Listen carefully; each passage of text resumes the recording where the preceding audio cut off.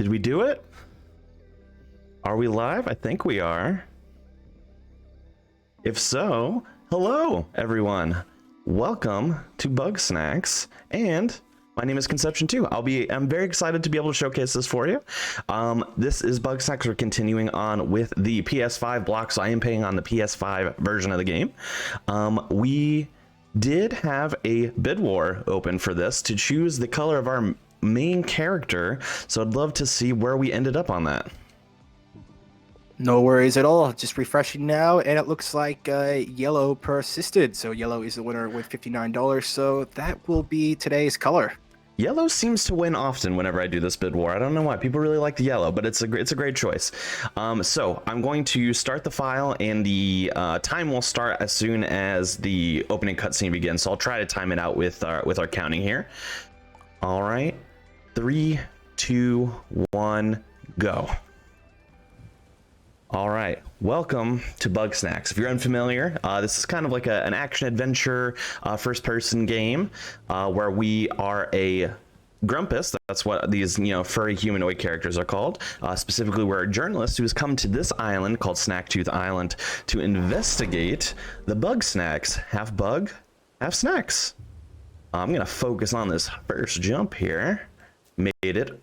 Excellent. We get to do a bunch of fun parkour. Now, this is the no major skips category, which another name for it is basically no loading zones early. But one skip that we do get to do, which is considered a minor skip, is an opening cutscene skip. So we did that by parkouring on invisible walls and the like. And then now we get to meet our friend Filbo. Everyone loves Filbo. It's impossible not to love Filbo, and he's going to give us our first tool here, which is the snack trap, which we're going to get to use extensively in this opening section here. Going to catch this Strabby. That's one. Going to feed that to Filbo.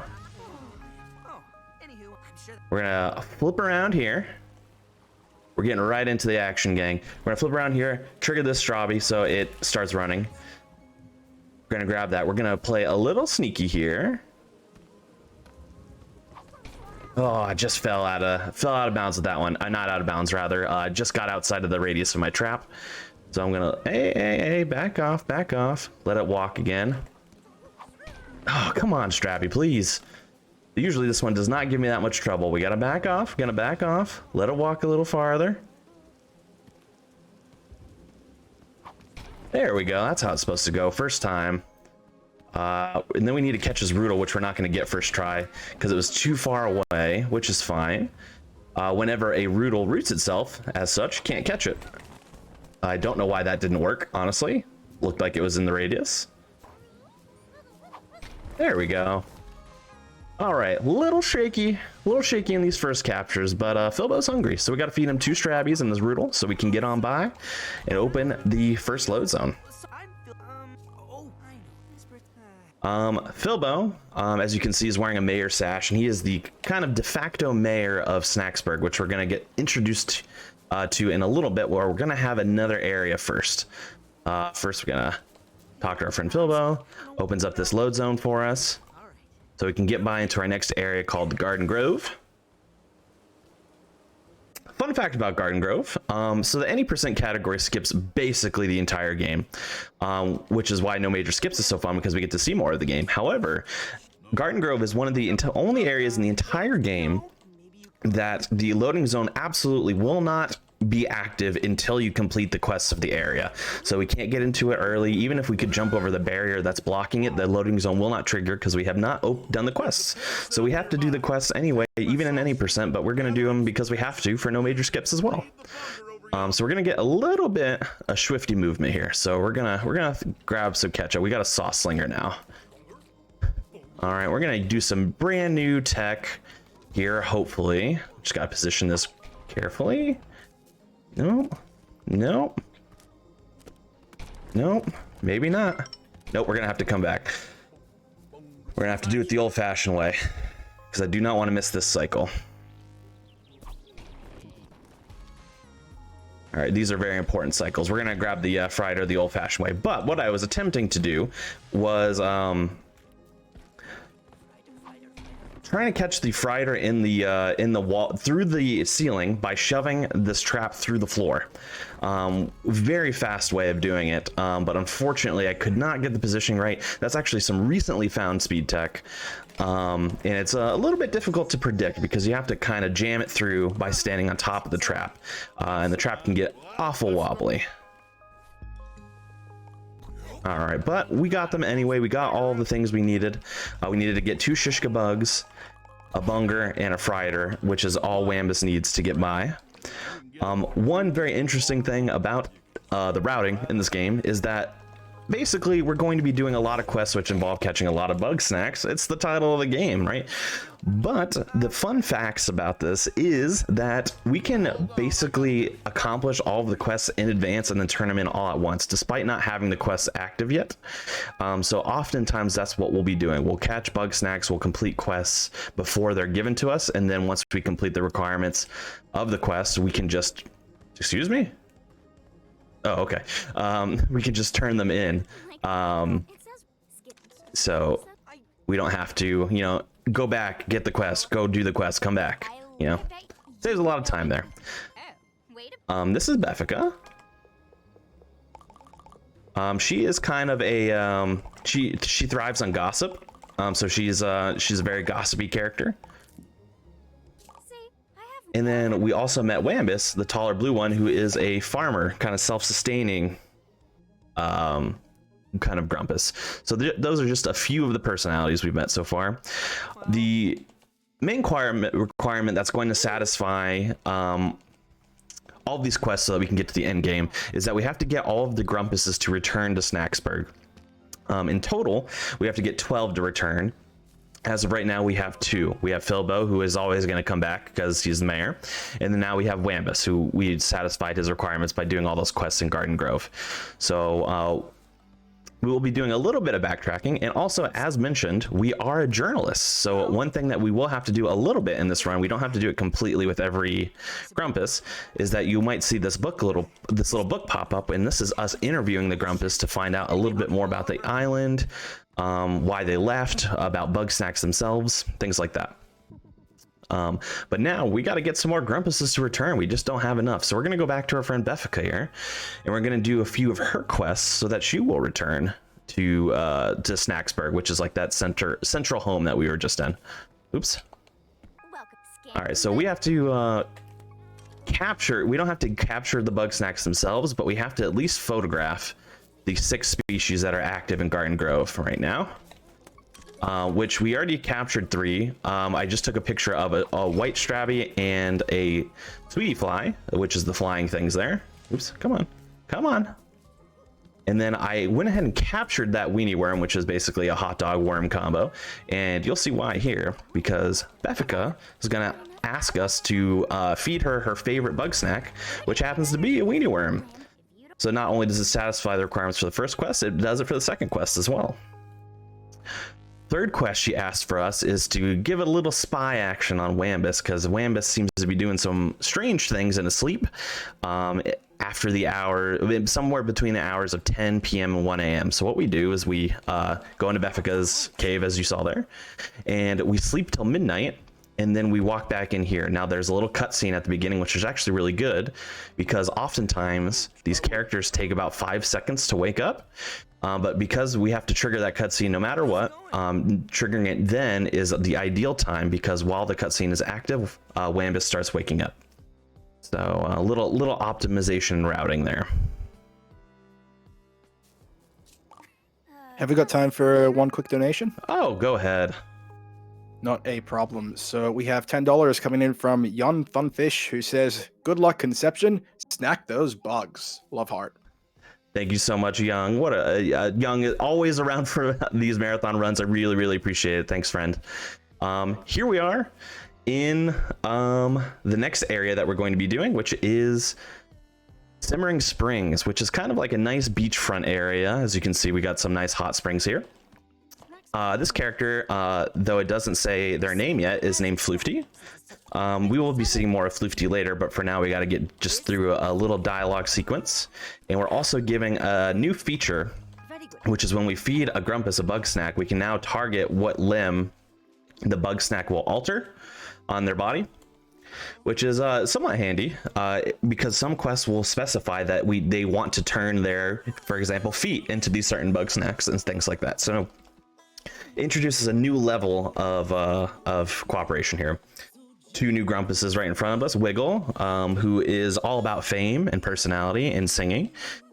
She's on the left. On the right, this is Gramble, who is somewhat of a pacifist and friend to Bugsnax. Does not eat Bugsnax, but likes to kind of ethically have them as pets in a way. Doesn't expect anything of them, so it's not like an animal farm or anything. It just likes to give them a place to live, you know. Gramble is who we're going to be mainly focusing on, but we're going to do a little bit of Wiggle's quest while we're here as well. So this is going to be introducing us to a second of our tools, which is a Strabby and a ball, which is called the Buggy Ball, which is basically we have a little laser pointer that the Buggy Ball will then follow. Now, what we're meant to do is lead the Buggy Ball through a maze and up and all around and all that, which we don't have to worry about any of that. As long as we use the laser pointer at where the end of the maze is, the Buggy Ball will actually do it on its own. So that's handy. We're going to shoot that little Raspy with some chocolate because grape mosquitoes are attracted to chocolate. And then we're actually going to come over here and shoot this burrowed Pinantula with chocolate as well. So we need a grape mosquito and we need a Pinantula for Wiggle. So we're going to be just waiting a little bit for this Crapple to come over and grab this Pinantula to uproot it so we can grab it ourselves. And then we're going to go talk to Wiggle, who's up there. But on the way, we're actually going to have the Buggy Ball travel to us while we're talking to her. Just for a little bit of optimization. First instance here, Wiggle specifically wants the Pinantula to alter her hairdo. So that's why we get the new tool to target specific areas. Should they request them, basically. All right, so gonna go through there, which is gonna give us a peel bug, which we need to capture 3 of. So we got 1. And then we're going to shoot our little Buggy Ball with chocolate there because Queebles are attracted to chocolate, and this is easily the most annoying part of this area. So we have to lure some Queebles up to where Gramble was, basically, but we cannot just capture them. They have to be led organically because, again, our friend Gramble is ethical, does not like to capture them, does not like to eat them, doesn't want any of that. So luckily, once they're already up here, they're gonna run away at one point, but they will come back. So that's good. So we can kind of free fly here. All right, and then while Gramble is walking over here, we're actually going to sleep until noon, because if we did not, when we go back to the there we go. When we go back to the area here, we need to talk to Filbo, and if we did not change the time, it would be nighttime and Filbo would be sleeping, which we don't want, because then, like I mentioned, we have that long wake up animation where it takes like 5 seconds for the character to wake up. So since we have to wait for Gramble to get there anyway, we sleep while we're waiting. All right, now here's the slight bane of the no major skips category. We have to do 4 celebrations, 4 parties throughout the run, which are basically just like, they're kind of like the game's way of checking in, like seeing how many Grumpuses we've gotten back to Snacksburg, kind of give us some updates on some lore and things like that. However, they're nothing more really than glorified cutscenes. Now, all 4 of them have like a little bit of, things for us to do. Like, for example, we had some dialogue there, and I actually get to move freely in this party, so I can do things like stack cups against the fire and have a good time. But they're mainly glorified cutscenes, and this is actually the shortest of the 4, at like 3 minutes. So, whenever these come up, these are going to be some great times for some donations or incentives or plugs or whatever you got, Silver. They weren't livestock. They were my little ones, my kin. You lied and stole them away 'cause you can't. Sorry about that. Having a bit of difficulty finding the mute button, it seems, or unmute button.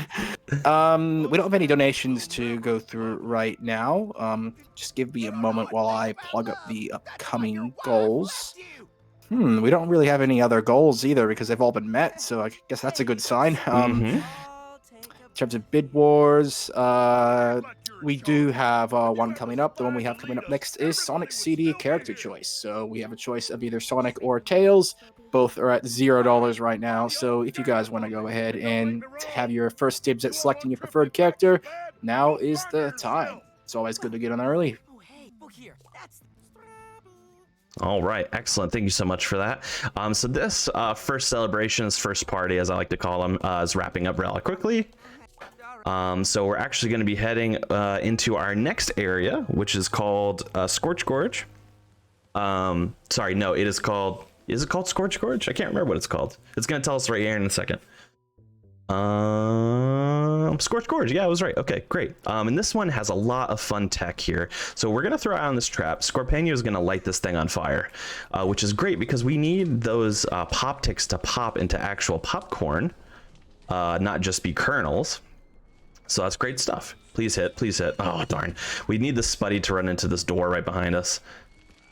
There we go. We'll be back for those pop ticks later, but first we're going to do some fun catches here. This cheap poof that's sitting up here, we're going to catch it in a rather unorthodox way. Or not.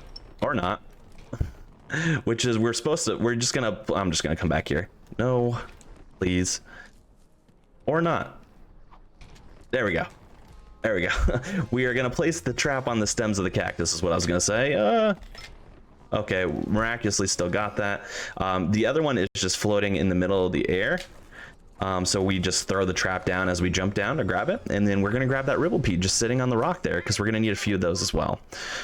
This is Cromdo, whose personality I always like to describe as the used car salesman of Grumpuses. You can even tell by the tie, kind of. So we got to do some quests for Cromdo. But more importantly, he's going to give us access to one of our most used tools, which is the lunch pad. Which we're going to free up his windmills for him. Oops, not what I meant to do. All right, great. So now we got to do a few more catches here. So we're going to get to use the lunch pad and be a little bit of creative. And we're going to catch that sweet Fryder all the way over there and let the wind take the trap to us. We're going to get the attention of this Spuddy because we got another door we need to unlock to capture another Bugsnax. Pretty important one, actually. Come on, Spuddy. Come on. There we go. Great. Which is a shiny weenie worm, which is a variant of the weenie worm we caught before with just extra seasonings, I guess you could say. And then we're going to capture one more, which is this Cheapoof. Where's the trap? There we go. All right, so now we got 3 Cheapoofs, we got a sweet Fryder, we got a shy weenie worm, we got all kinds of stuff. Cheapoofs, these were for Cromdo, who wants 3 of them. So we're meeting those rather quickly. Then we're gonna come over here, we're gonna grab this rock. We're gonna jump down. We're gonna very humanely throw a rock at this Ribblepede. See, it doesn't hurt, just scares it a little bit. And we're going to talk to Triffany here, who is the archaeologist of the group. While she's going to the next area we need to be, we're going to throw a trap up there. As you can see, there is a Ribblepede up on the ceiling. And that is because Triffany wants to eat 3 Ribblepedes, so we're going to feed those to her.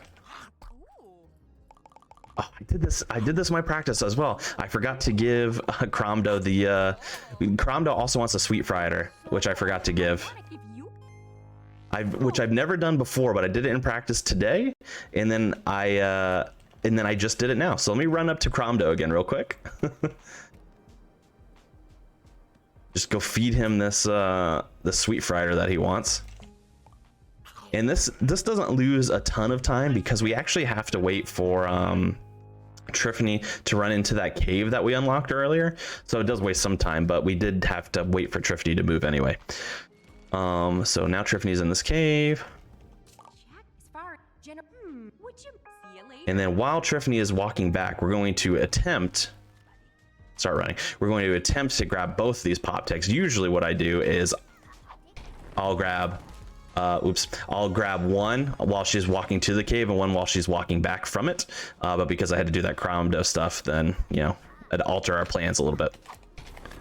And the reason why we have to capture those pop ticks so quickly and grab the traps quickly is because the Scorpino will light our traps on fire, making them ungrabbable. So we have to be rather quick. Did you find? But if I keep, you gotta. All right. So instead of walking all the way back to the front, we can wait for the checkpoint to come up with the little googly eye icon in the right hand corner, and then reload the save. When we reload the save, it goes right back to the door that we used to enter the area. So it saves us a little time. Oops, we want to go this way. I was getting ahead of myself. Now, if you remember, we have our friend Wiggle, who is hanging out back here in Simmering Springs, but we couldn't finish her quest because what she asked for was 2 pop ticks, which we had not yet seen when we were in Simmering Springs. But now we got some pop ticks, so we're gonna go feed those to her. Oh, voila! Oh, well, voila! There we go. There we go. Mash through some text. And then same thing, wait for the checkpoint to clear. And then we can reload the save and then backtrack. If you're watching, by the way, because we're about to go into our second party, which is a very long cutscene, more or less, with a little bit of activity in it. If you're watching and you feel like you would like to donate, but you just don't know what to say, what can you put in that comment section, right? Why don't you let me know your favorite bug snack and why it's Bunger? Because I would love to hear that.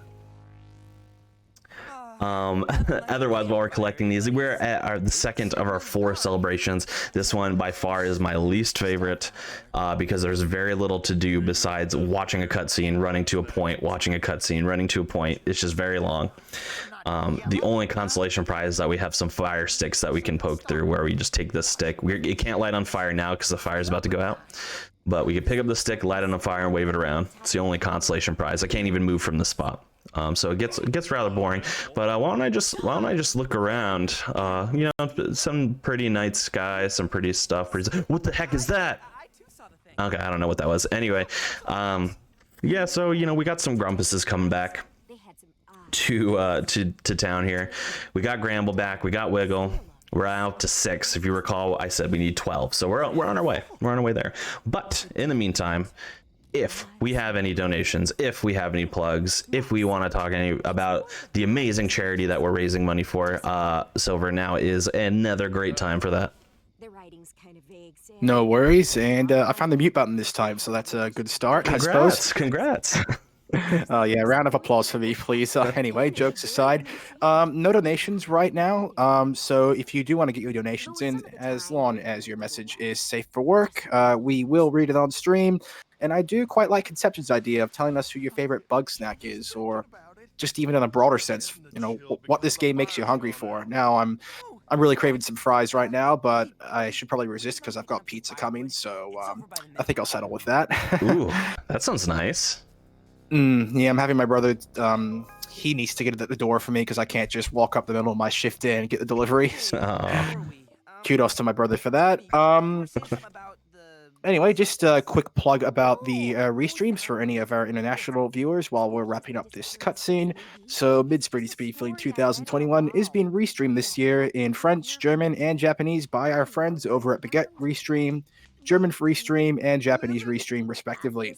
You can find the French Restream at twitch.tv/Baguette_Restream, the German one at twitch.tv/German.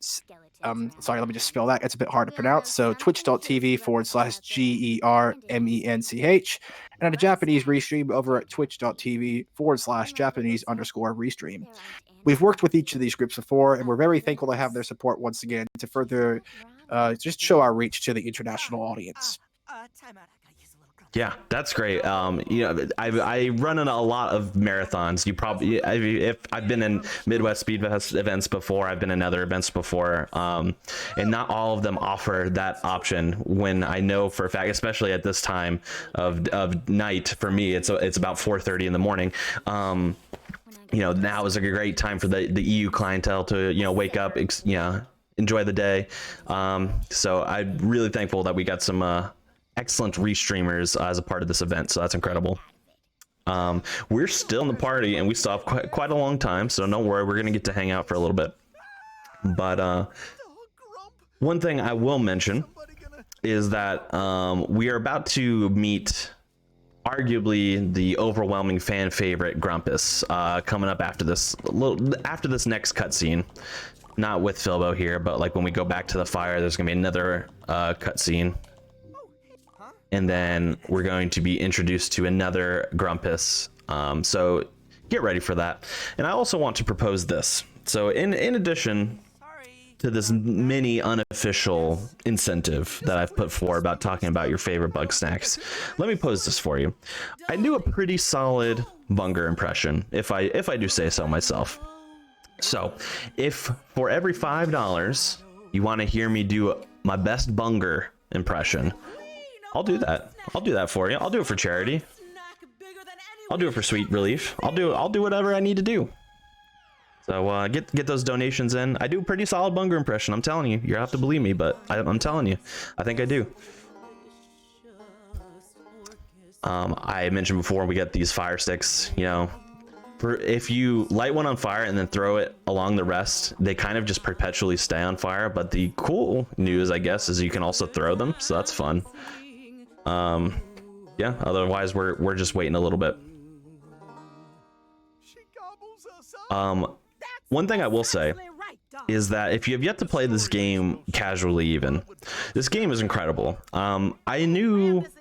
I was lucky enough to get a PS5 at launch, so I did a lot of research as to what games would be out at launch and available. And this one was obviously on the radar because it came out at launch as well. And I knew, based on the premise, I was like, oh, that's cute. It's gonna be fun. It's gonna be exciting. But when I played it the first time, I was shocked at how much it grabbed me, because on the surface it's like, oh yeah, look at these cute Bugsnax things, but there's a lot more depth to it. There's incredible LGBTQIA plus representation in the characters. There is obviously the cute Bugsnax, but it expands even further beyond that to some legendary Bugsnax. There are also fun side quests that give you insight into all of these characters' motivations and what makes them different and what sets them apart from the rest of the crowd. Just play this game. Trust me, you won't be disappointed. It's on PS4, PS5, obviously, and then PC. Relatively affordable as well. So, yeah, go pick up your copies. It's really good stuff. Is it okay if I ask a question? Because Of course. someone gave me their opinion on Bugsnax, and I'm a bit confused about it. I swear I heard someone or something tell me that Bugsnax was a disturbing game, and I've got no idea where they got that idea from. So I'm just trying to double check. Is that just a minority that says that? Is it just one person who said that? Like I don't know where I got that idea from, but I think from what I'm hearing from you, apparently it's definitely not disturbing. Well, I will say this. So some people, obviously with the Grumpus's limbs turning into the Bugsnax once they're eaten, there's a little bit of a body horror thing. So if that's something that, makes you squeamish or makes you uncomfortable, there is that portion. The story does take a little bit of a turn.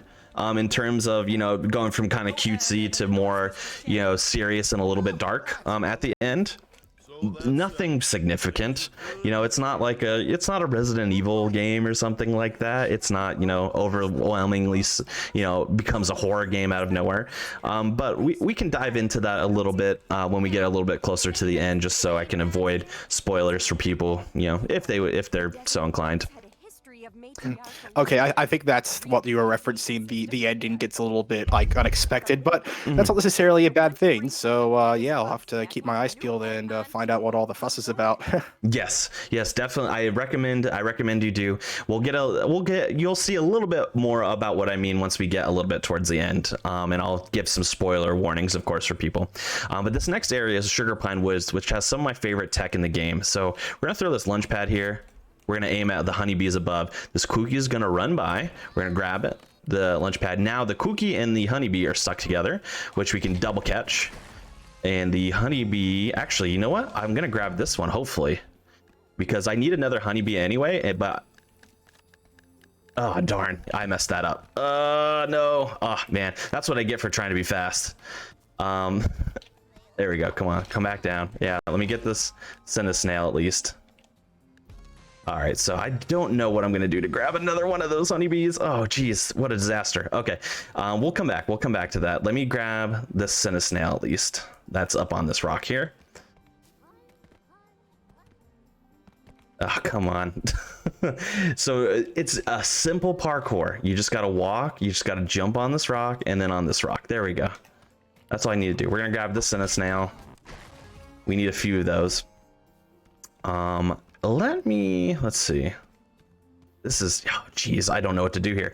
We're going to be adapting on the fly a little bit. That's what I'll say. Let me get into this cutscene. Chandlo and Snorpy are some of the fan favorite grumpuses that I alluded to earlier. Let me get through these cutscenes here while I kind of brainstorm on how I'm gonna get these honeybees again.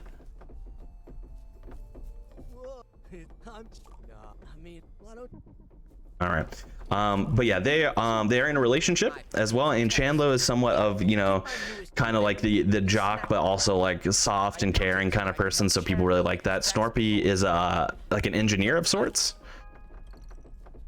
Hold on. All right, so let's see if I can figure this out. Let's see if I can agitate the honeybee with my trap. Doesn't seem that way. Let's throw down. Let's do this. We can just do it the old-fashioned way. Ready? So, oops. Let's actually do it the old-fashioned way, though, right? So, let's throw that. There we go. Perfect. Y'all ever speedrunning games so much that you just forget the basic mechanics of the game? That's what happened just then for a second. Like, I freaked out about what I'm supposed to do, but the answer was just play the game as it's intended. That was the answer. All right, so there we go. We have a new tool, which is a snack grappler, which we're going to use to help Chandlo get his basketballs back, among other things in the run, but that's what we're doing right now. All right, great. So now we need to get one more snail, which we'll do in a second. First, we're going to have Chandlo finish these. We're going to throw this here. Hopefully that's not too close. Let's see. No, that's good. The game is just glitched, I think. I don't even know what that is. The trap was directly on it and it wasn't catching. That was very odd. Okay. All right, let's try that again. There we go. That's what's supposed to happen. I can't reach it. I can't reach it. Can't reach it. There we go. Oh man, this game is giving me it's running me through the gamut this time. But we're getting there. We're gonna get there. All right, great. So now Chandlo's making his way back to home base. We're gonna take an alternate path because not only is that path closed off to us, but we also need to grab another tool that's in this area, which is the tripwire, which is up on that up on that tower rather. Got to feed a couple more snails to our strong boy Chandlo. Also wants 2 honeybees. Chandlo is very hungry apparently. Great, and then we're gonna save that cookie for our friend Snorpy as well coming up. Anyway, I am here. Okay. Now, and once you have it. Okay. Why, my... We're gonna turn specifically his teeth into cookies. So there we go. That was their crust. And then we're actually gonna sleep till midnight because Snorpy wants 2 char mallows, which only come out at night, and we get to do some fun tech with these as well. So we're gonna use our tripwire for the first time. We're actually gonna shoot it against the tree. While we're waiting on that, we're gonna shoot this bopsicle. Oops, we're gonna shoot this bopsicle so that the char mallow attracts that. So what happens to that is that the char mallow extinguishes. Okay, yeah, now eventually it will extinguish because oh my gosh, this game. gotta run. It'll extinguish because it hits the bopsicles, which are cold, but we also need the bopsicles for another quest, and because they were hit with fire, they make it so that we can grab them and they're not freezing cold as well. So it's a 2 birds 1 stone situation, or 2 Bugsnax 1 net, if you will. And then we're going to take a run back, feed our friend Snorpy these Charmallows. And there we are. That's going to complete the quest for actually for both of them. So both Chanlo and Snorpy are going to return.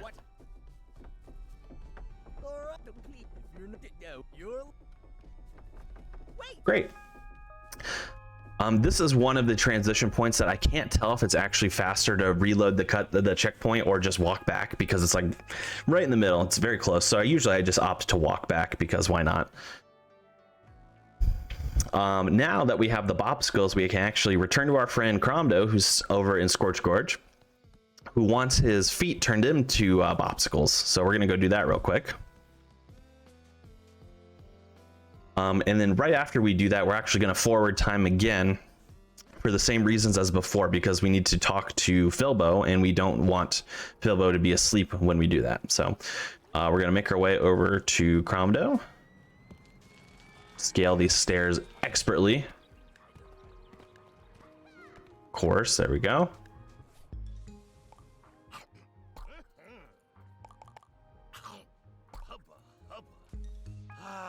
All right, and then we're gonna run over to his bed, sleep till noon. Restart the save. We can actually save Cromdo talking, like a little unavoidable dialogue sequence by reloading the save there real quick. And we're gonna load it back in. We're gonna see Triffany and Wambus right in front of us. We're gonna intentionally walk around them because we want them to stay there. Come on, we want them to stay there for later on, which will make a little bit more sense as we get closer. And here we are in party number 3. So we're skating through. We're getting through these parties relatively quick. Party 3 wants us to investigate some clues on the island as to what's going on. We're getting random rumblings. We're getting more Bugsnax. We're getting people, people missing and explosions and things like that. And it just seems a bit weird. So we need to investigate what's going on. What we do is we need to grab 6 clues across the Snacksburg area here, and then turn them into Filbo once we're done. Now, right now, I'm stuck in a cutscene where I can't move my feet, as in I can't move like my location. But luckily, 3 and sometimes 4, if I can grab these footprints behind Gramble's shoulders, but it's a little bit tough depending on our placement. Those clues can be captured early before we even move, and then once we are able to move, we can capture the rest. So we can preempt a lot of that. But other than that, this is basically after we take pictures of the clues, we turn them into Filbo, and then we have a nice extended cutscene again. So if we happen to have any more donations, incentives, plugs, now is another great time for that.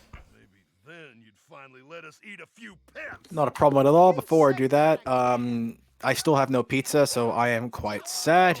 But it is Friday night where I am, so gotta forgive him for, Friday Night Rush. But I will keep you all updated on if I get my pizza, if it's hot, and if it's any good. Please do. That's the news we're all waiting for. Definitely. For those who are interested in what pizza it is, it's a peri peri chicken pizza from a chain which I usually order from and used to work for, actually. So it's not your usual pizza, but they just do it so well. So yeah, I suggest for those who like spicy stuff and who like chicken on their pizza, give it a shot. Anyway, donation wise, we still don't have any donations to catch up on right now. So I'd like to reiterate again, if you'd like your donation read on stream, if you want to just talk about anything at all, want to talk about who your favorite Bugsnax is, your favorite food, whatever, that's what the donation page's open for. I believe you can donate as little as $2. I'm not too sure. However, 100% of proceeds goes to Sweet Relief, a fantastic cause, especially during these trying times of the pandemic. So feel free to get your donations in, and more than likely I'll be able to read it on stream. Quick plug on the Big Wars, darn. We still have the same update. I've actually missed one before, so I'll just catch up on that one, as well as a Sonic CD character choice, which has no money raised for Sonic or Tails right now. We also have Lost Kingdom's deck name with an 8 character limit.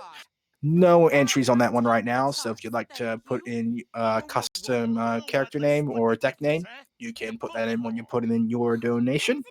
So yeah, is pretty open right now, so feel free to get your donations in and incentives in. It's all going to the same place, all going for a great cause. And yeah, that's all I have to say right now. Do we have time for one more plug, or are we running out? No, we got time. Go for it. All right, no worries. Just trying to find one. Sorry, I'm not too prepared. I'm trying to find the one with the event coming up. All right, enough thinking out loud. Anyway, so every August, Midwest Speedfest partners with Minnesota's largest gaming and esports event, 2DCon. Our next event, Midwest Speedfest 2021, well, this event right now, I believe, will be part of 2DCon 2021, which is tentatively stated to be our return to on-site marathons and will take place in Minneapolis on August 27th to 29th. For more information, including how to register, go to 2dcon.net. Just keep in mind that given how unpredictable the pandemic is, the event is subject to change. However, hopefully, touch wood, it'll be good, because I think we're all dying to go back to in-person conventions. It's been way, way too long. Speed especially. So yeah, touch wood with that, and everyone keep an eye on it. Yeah, absolutely. As someone who has very recently moved to the area, I'm very excited to see if, the world is in a state that we can have that as an in-person event, because I really hope so. But yes, thank you so much for those plugs. All very good stuff. Much appreciated. We still got like 15 or so seconds here. And then still no pizza. I don't have in that 15 seconds. No pizza. Sorry. That's too bad. I'm really sad to hear that for you. Okay, so we're gonna walk around them again. We're gonna have to hit that checkpoint. Cutscene rather eventually, but we're walking around it and avoiding it on purpose for right now.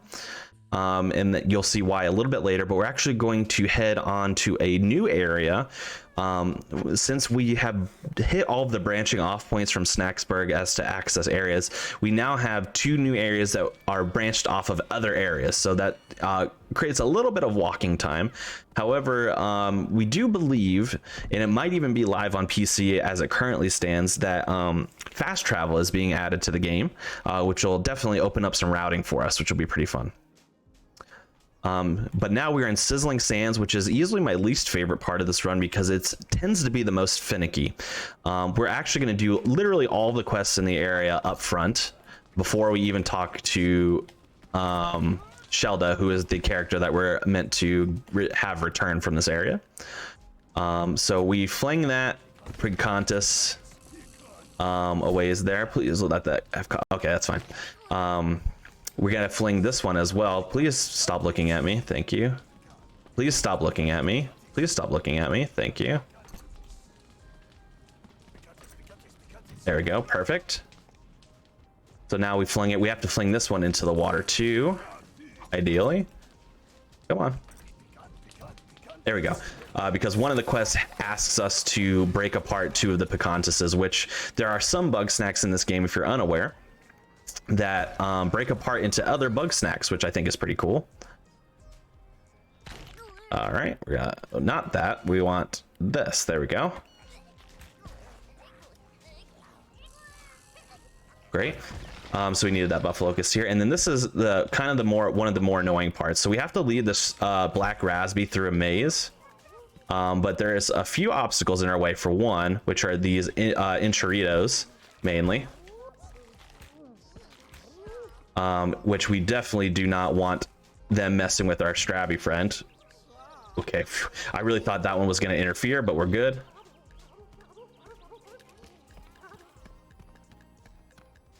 I think we're good. Strabby? Rasby, rather?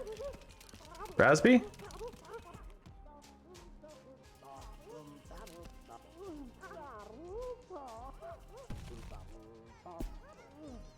I need to hit... No, I need to... Come on.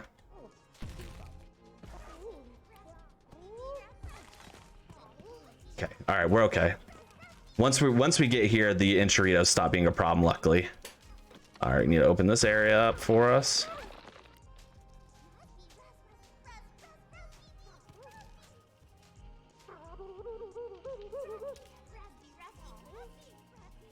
Did it run away because I was too close? Yeah, it sure did.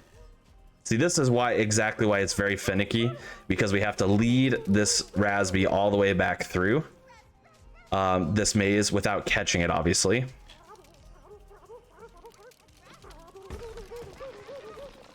That's fine, whatever. Just run into the bush. Honestly, that's fine.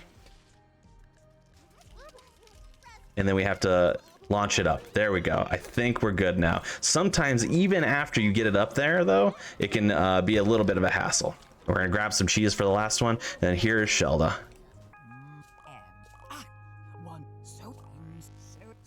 All right, so first quest, turn in. We got the cheese. Great. Second quest, break apart 2 eggs. We did it. Third quest, turn it break apart 2 pecans. Fourth quest, lead the black raspberry through the maze. Booyah. Shelda's done. A little bit of an annoying one. Like I said, the raspberry really gave us some trouble, but we got through. Now, the great thing about these 2 new areas that we have is there actually is a secret shortcuts between the 2, which is if you solve a puzzle, they unlock. They unlock, apparently. Not, though. Yeah.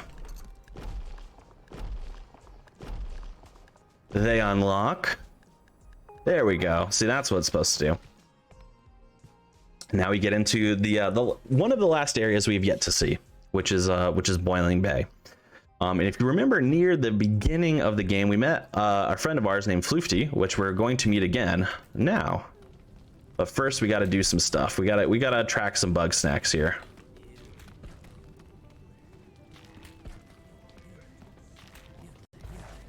Okay, I gotta throw one more sauce. There we go. Perfect. All right, so we got that noodler. That was one that we needed. We needed to extinguish it first, which is what I was doing by attracting it to the popsicle. Then we're gonna throw a tripwire here and aim it up like this, in hopes that. Oh wow, that was really fast. Okay. Great that it didn't land in the fire. Awesome.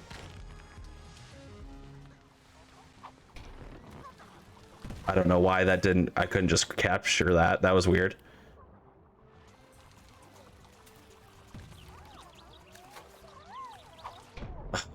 Stop trolling me, please. Please. There we go.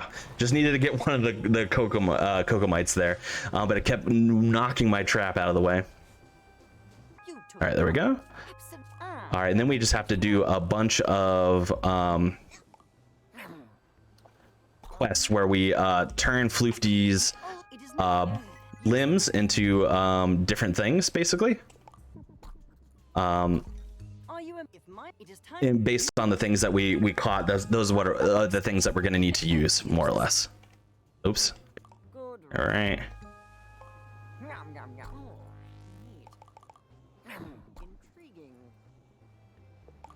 There we go. And then the last one, we have to do one of each.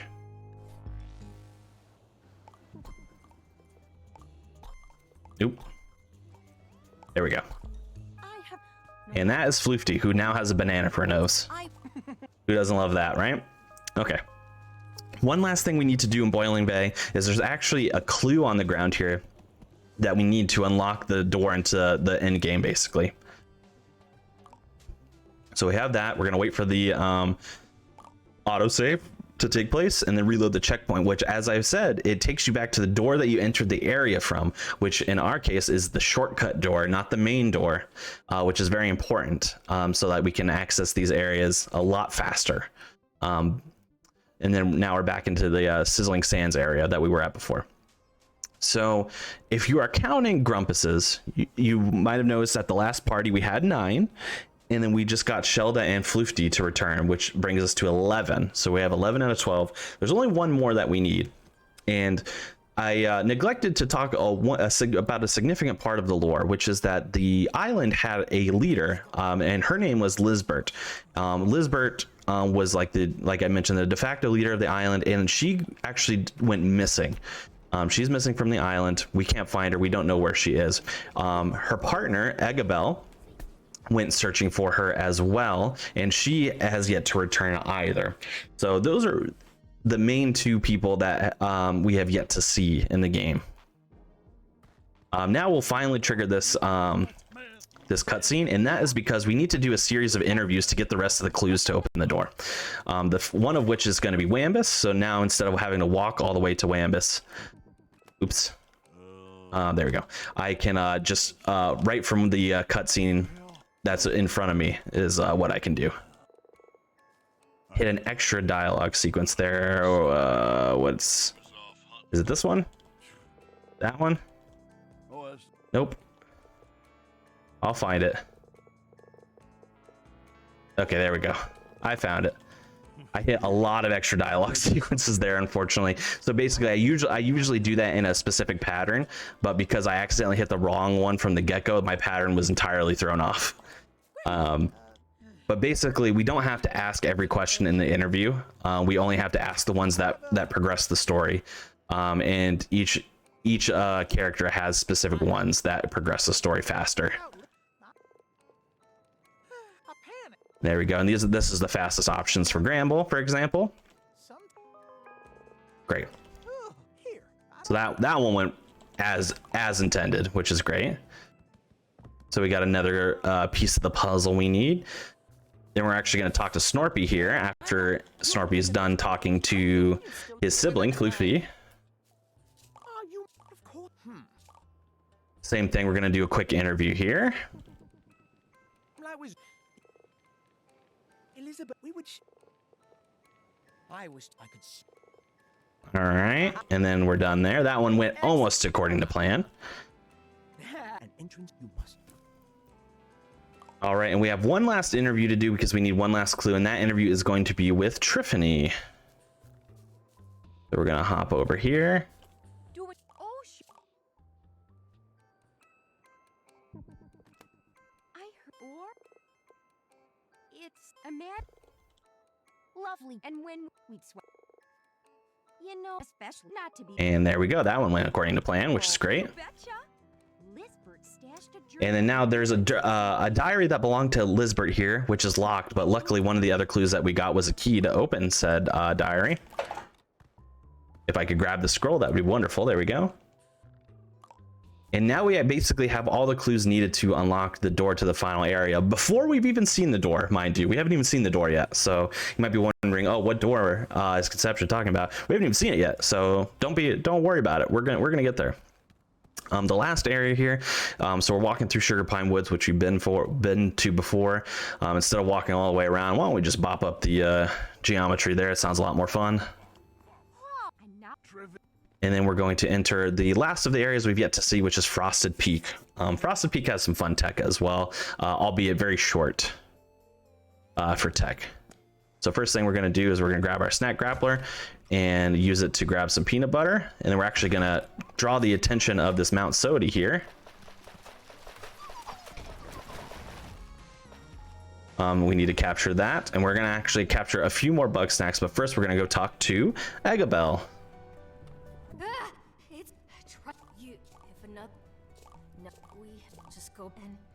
Great. So now we talk to Eggabell. She's actually walking to that door that I've mentioned, and normally we have to wait for her to get there before the story even progresses. So while we're waiting, let's get the Bugsnax we need to progress the story, which is a chippy here, and then we're actually going to grab this Flutter Jam, which is flying all the way over here. We're going to shoot it with some peanut butter, drop it from the sky, and there you go. Voila! And you can see Eggabell walked all the way around, but we're just going to jump all the way down because it's a heck of a lot faster. And then she's going to get right up in our face. Okay. Well, there's some almost. Oh my. Okay. And then the reason why we caught those three specifically, oops, is that we need to unlock these 6 totems. Now Eggabell said, "I'll take care of half, you take care of half." So we grabbed 3. Basically you just put the corresponding Bugsnax in the totem. All right, hey Eggabell, what's up? Right in my face there. And those are just the 3 fastest to grab: the Mount Sodi, the Chippy, and the Flutter Jam. So all just very fast. Right now we have to do a little bit of backtracking because she wants Filbo to come help, because in front of the door there are 3 push panels and there's only 2 of us between Eggabell and us. So we need to go grab Filbo to help. So we got to run all the way back. Another thing that's going to be another piece of time save that'll help once fast travel is implemented into the game. Go talk to Filbo, and then luckily after we talk to Filbo, it warps us right back to the Frosted Peak. So we don't have to walk back there ourselves. On the unfortunate side is that once we regain control of our character here, we don't have the ability to run. We can only walk, and I think it's just so that Agabel and Filbo can give us, as players, some exposition as to what's happening in the story. But yeah, it slows things down, that's for sure. That's right. Soft little Agabel, you Another good opportunity here to talk about some differences between the any percent run and this run. So no major skips, as I mentioned, is basically no loading zones early. We don't do anything to get into an area earlier than what we're supposed to. Any percent obviously ignores those rules. Any percent is also very broken. What we accomplish in about 55 minutes in this run is done in 5 minutes in any percent by breaking into all these areas early and the game being confused as to why we're in those areas early and giving us all the tools we need to progress. So there is a lot of difference between the two runs. However, once we get through this door for the first time, the run becomes exactly the same. So we get through a bulk majority in any percent of the game in 5 minutes, but the in-game sequence that we run is the same in both runs, and it can't be avoided, unfortunately. No matter how hard we try, cannot find any other skips in there. Don't be. I could and that Phil. I need and then thank you. All right, so I'm gonna again wait for the cutscene, not cutscene. I keep calling it cutscene. Checkpoint. We're gonna wait for the checkpoint trigger so that we can walk back. Now we're about to be in the final in-game sections of the game. We're about to go through the door, but of course, what is an end game if we don't get to have another party first? So we get another fun party coming up here. This party is actually pretty fun in terms of execution. There's a lot of like fun things we get to do right up top, but after we do the execution part of it, it's a long cutscene again. So that's what makes the run a little bit interesting, we'll say. It actually is also, if you play the game casually, the point of no return. So like once you complete the game here, this is where you return to, basically. All right, so what we need to do is we need to get everybody to dance around the fire. So I can hit, excellent. And every one of the grumpuses has something something that will cause them to dance. For example, Shelda here, all you got to do is hit that orb over her head and let the confetti drop on her, and then she'll be good to dance. So after it lets it load in, great. Bilbo will just go once you walk up to him, so that's 2. Beffica will go if they're playing a certain song on the radio, which I already turned it to. Where is that cup? There you go. So that's 3. Wambus will only go once he apologizes to Gramble, which he won't do without a little liquid courage there, so we give him a little cup. And you might have seen as well that I threw another cup over here before, and that is because after Gramble and Wambus go and make amends, which is 5, Wiggle needs a little fun juice as well, which will make 6. Then we're going to go over here, we're going to talk to Snorpy and Floofty. And then we're actually going to have a special talk with Snorpy to get them rather to say they don't understand the point of dancing because they're very scientific and experimental minds, so they don't see the point to it. But we're going to talk to Triffany about that, who's going to talk about the cultural significance of dance as an archaeologist, which convinces Floofty to dance with Triffany. Cromdo just wants you to buy all of his drinks, which we did. And then last but not least, we have Snorpy, who's worried that who's a little bit confused that he really likes Chandlo, loves Chandlo even, but he doesn't really know where they stand in their relationship, like what stage they're at. And Chandlo's like, what are you talking about? We've been dating for years. So it's a nice little cute moment between them. And then once they have that understanding, they go to dance as well. So fun stuff. from this point forward, we have a good chunk of cutscenes. So if we happen to have any donations come through, I guess I'm waiting to do my Bunger impression, but if no one wants to hear, that's fine, I guess. But if we had any other donations or plugs that we'd like to do, hopefully you got your pizza, maybe. I was about to provide an update on that, thankfully. So, pizza percent has finally reached time. I just got my pizza delivered, and I cannot wait to dig into it. So, thankfully, that not exactly record time, but pizza's pizza. I'll take it. I'll take it. Congratulations. So we have basically everyone returned here. You'll see in the cutscene that Agabel will make an appearance as well, coming up here soon. And then we're just gotta make our way into the door, and then the end game sequence begins. Just to get a little personal for a moment here. I was very happy to be a part of this event, as I am always happy to be a part of any Midwest Speedfest event. But this one I was particularly excited for because of the charity that we're donating for, Sweet Relief, which benefits musicians in need, which really strikes a chord with me. No pun intended, because I actually have a music degree and taught music for several years in my career as well. So I know the value of music and what it brings to society, and I know having a lot of friends who are performers or educators in the field of music, how much this pandemic has affected them. So I know our donations are going to an incredibly important cause and to help people who need it. So I'm very happy to be a part of that. So thank you so much to the crew for allowing me to come be a part of it. Have to stick together. Well said, Bilbo. And we still got plenty of cutscene left, unfortunately. So Yeah, no worries. That was very well said what you said before. So it's good to hear that where it's the money's going to such a fantastic cause. It's just the pandemic has been so cruel to musicians and stuff, especially. So I guess that's just another plug for me to say, to assure you that every single dollar that gets donated during this event will go towards Sweet Relief to provide funding for much needed musicians. And I'm just going to elaborate a little bit on how they're helping during the COVID-19 pandemic. So in March last year, Sweet Relief launched a COVID-19 fund to be used specifically for musicians and music industry workers affected by coronavirus. 100% of every dollar donated is used to pay for medical expenses, lodging, clothing, food, and other vital living expenses to those impacted due to sickness or loss of work. So that is absolutely valuable. I really have to commend the work that they are doing in that regard. So be sure to get your donations in if you want something to run out, if you want to go put it towards an incentive or a goal.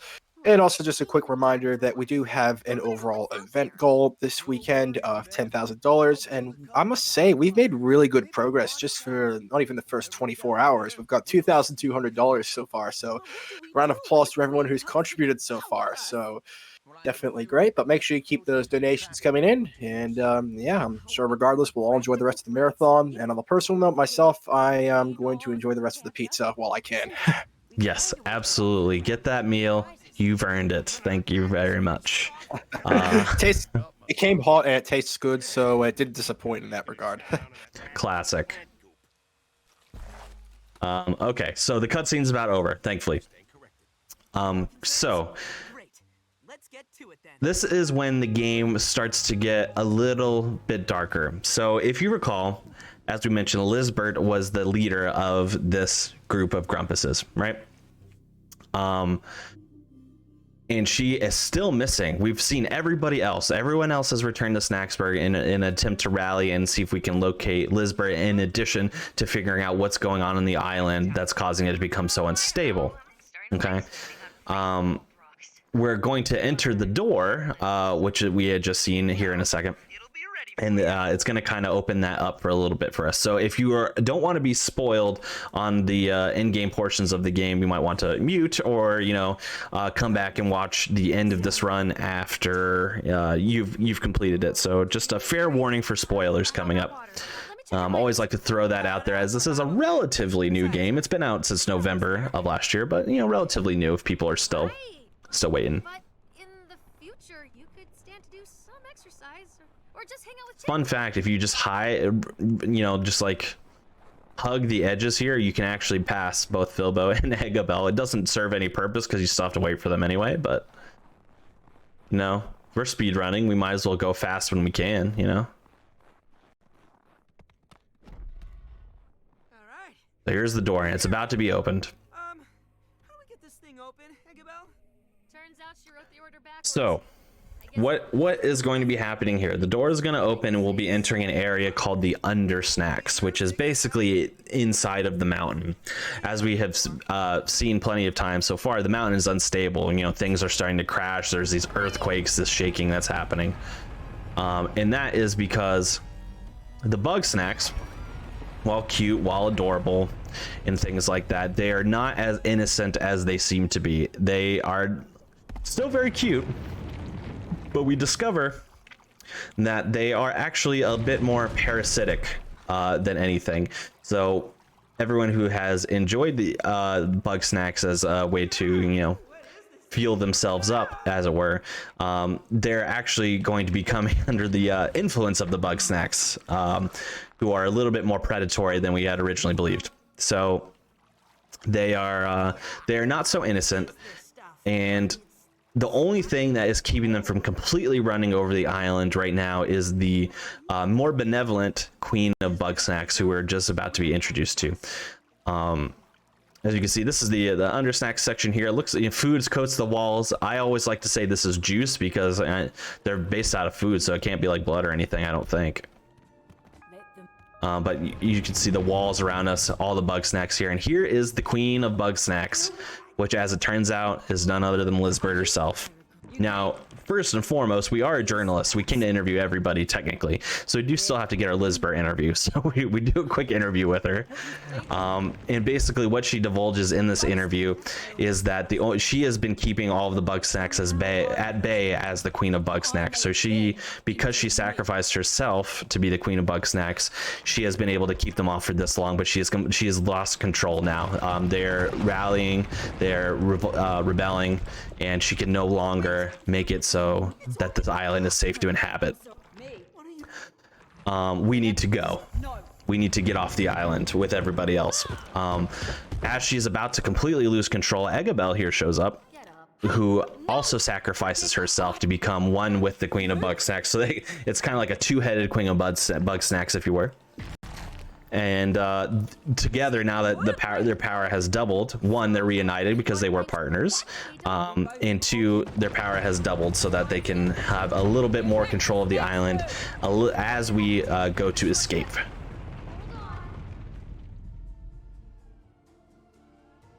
And now, from that Undersnacks portion forward, like I had mentioned before, the run is exactly the same as any percent. So even in any percent, we're doing exactly this. So instead of walking around, we're going to hop on some rocks there. Saves us a little bit of time. And you might have seen Filbo on the ground there. We don't need to say Filbo. We don't need to talk to him or anything. And he's just going to follow us into the next area. All good. We're going to attempt, yes, to do some treetop parkour here, which is actually a lot harder than it was the other times we'd done it because the landing area on the fence is a lot smaller now that it's broken.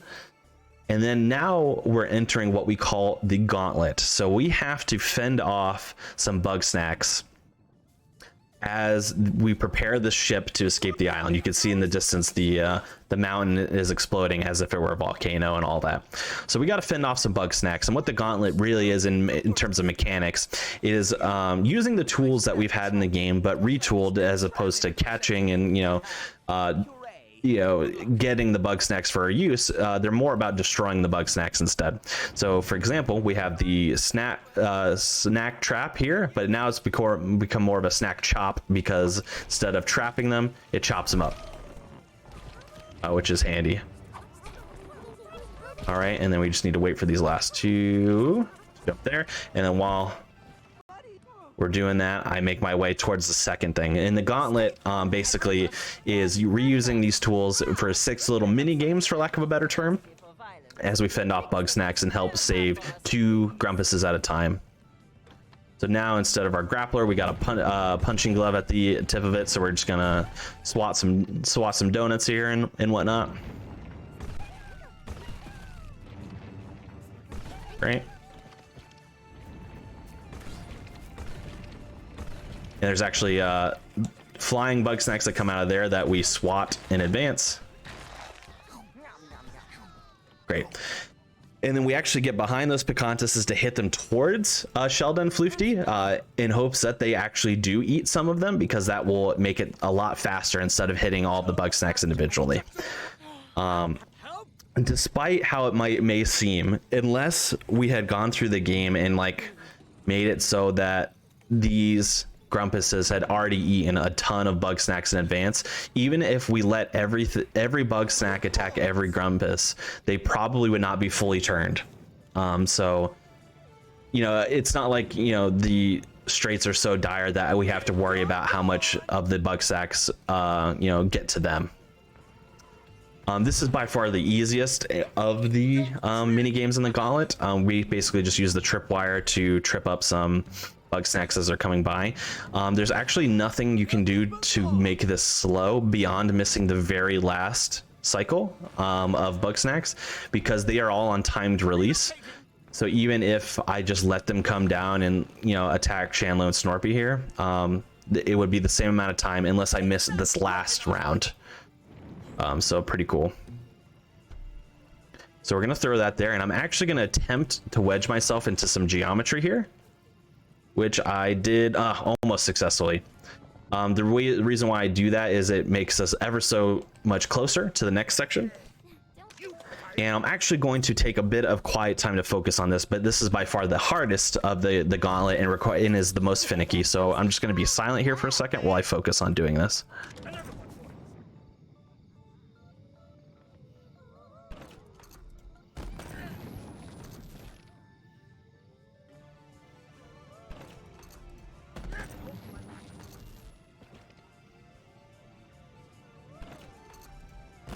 Okay, good first round. Okay.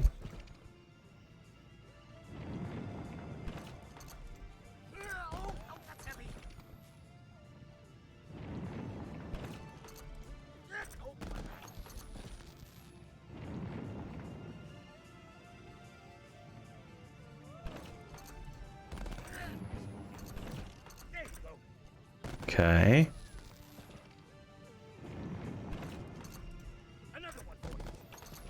Ooh, that might be too early.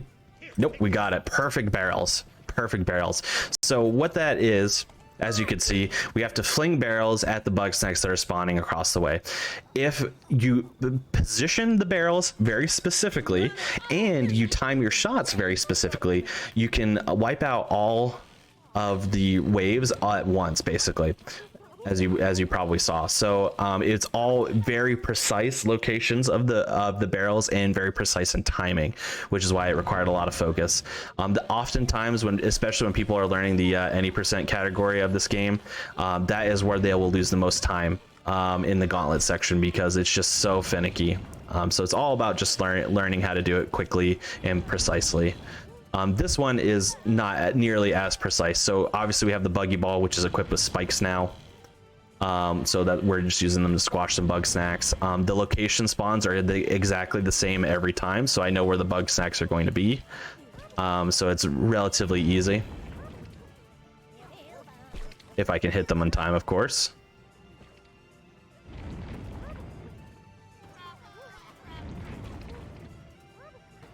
And then we have 2 more waves here. And then see if we can hit that one. Got away. Okay, there we go. Perfect. And then we have one more segment of the Gauntlet, which is with Wambus and Triffany, and we're going to be shooting some special sauce that when the Mungers and Spuddies get attracted to it, they run into each other and explode each other, basically. So that's, and then obviously this is using our sauce slinger. And then after that, we're actually coming up on time relatively soon, I would say. Oh, I didn't see you there. Would you mind helping? We probably got like a minute or so. So time is coming up just to get ready on that. But we're gonna throw some special sauce here. Luckily, same thing here. The spawns are all the same, so I'm actually gonna preemptively lay down some sauce so that I don't have to worry about it. Especially here because they attract here, and then I want to shoot specifically. There we go. Perfect so far. Great, great, great. And then no run is complete unless you shoot. Oh no, unless you shoot Wambus with sauce. Hey, come on. There we go. Yeah, I don't make the rules. You have to shoot Wambus with some sauce. Is how it is. But that actually was a really good gauntlet for the most part. And then the last thing we got to do is we just have to get on the ship here. It's a little sneak preview. I did mention that this game has some legendary Bugsnax, and we actually get a preview of a couple of them here. This watermelon one, which is called the Mama Wellin, and then this giant pizza one, which I forget their name, but those are 2 of the 4 legendary Bugsnax in the game. So another fun incentive on playing this game too. Thanks, Liz. Egg. But they held it off just enough for all of us to escape, while Lizbert and Eggabell, the collective queen of Bugsnax, remain on the island.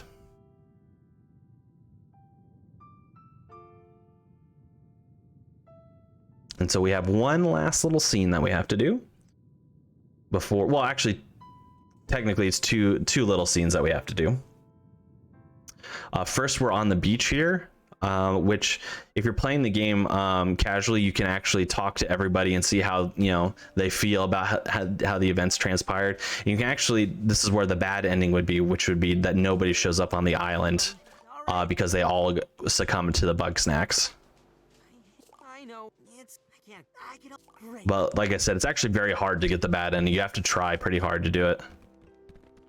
And then time is coming up, by the way, so get ready on that. We just got to mash through this last dialogue sequence.